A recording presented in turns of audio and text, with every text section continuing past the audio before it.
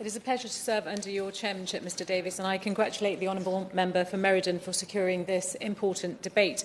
And we have heard some excellent contributions today. My honourable friend, the member for Leeds North West, highlighted that people with disabilities displaced struggle to make the journey and require specific support. And the member for Liverpool West, Derby, who talked about the specific example of the Rohingya who are internally displaced and talked about some of the challenges within the camps. And my honourable friend, the member for Bristol West, outlined the human side of those internally displaced and how we as policymakers set the tone. I am so proud to hear about her initiative in learning Arabic to connect with others. That is so inspiring. And I would like to thank my honourable friend for Stroud, Stankford, Cannon Valley, Dundee West and Banff and Buchan for their contributions and concern for the plight of those internally displaced, because it's one of the world's most pressing humanitarian issues. And while refugees fleeing famine, persecution and disease across borders understandably grab diplomatic and media attention, we must not overlook or forget those displaced internally within their own countries. We have already heard today how of the 65 million people currently displaced from their home worldwide, over 40 million are displaced within their own country and 90% are women and children. It is sobering to think that since the United Nations introduced its guiding principles on internal displacement some 20 years ago, the number of IDPs has actually more than doubled. And that means ultimately that we are simply not going far enough, fast enough in tackling the problem. And in 2016, natural disasters caused an additional 24 million internal displacements.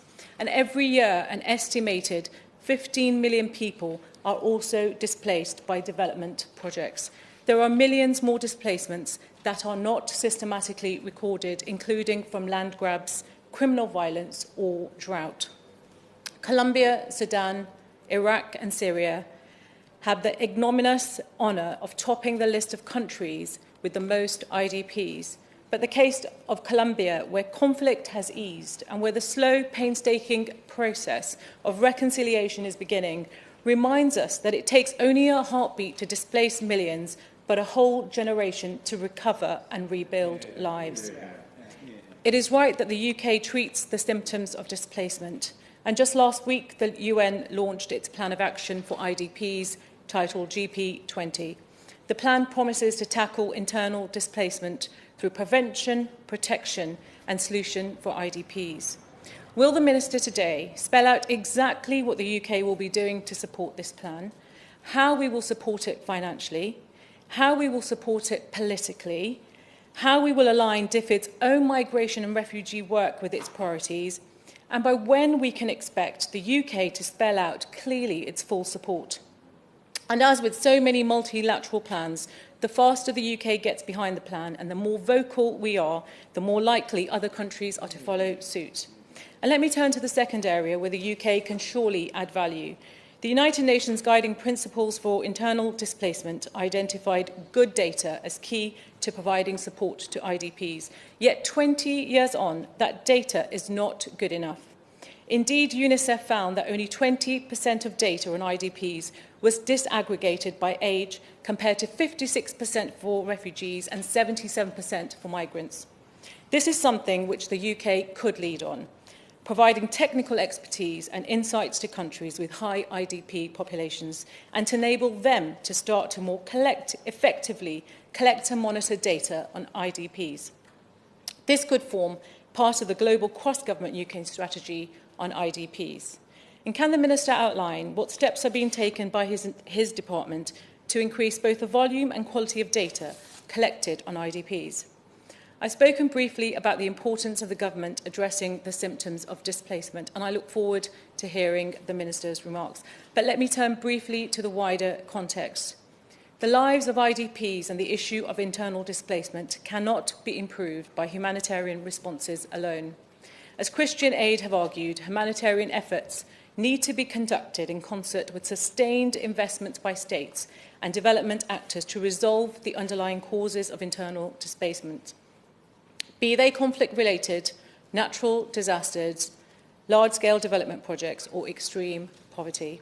I'm sure we would all agree here today that if we want to really reduce and resolve internal displacement, we need to tackle its root causes and not just its symptoms. For our part, Labour has recently launched its own plan for government called A World for the Many, Not the Few, in which we commit to an approach which targets action on what we believe to be the 5 biggest drivers of poverty and inequality. And that includes a commitment to building peace and conflict prevention, pivoting the UK's approach from being one preoccupied, we believe, primarily with national security in conflict settings, to one preoccupied first and foremost with peace and development.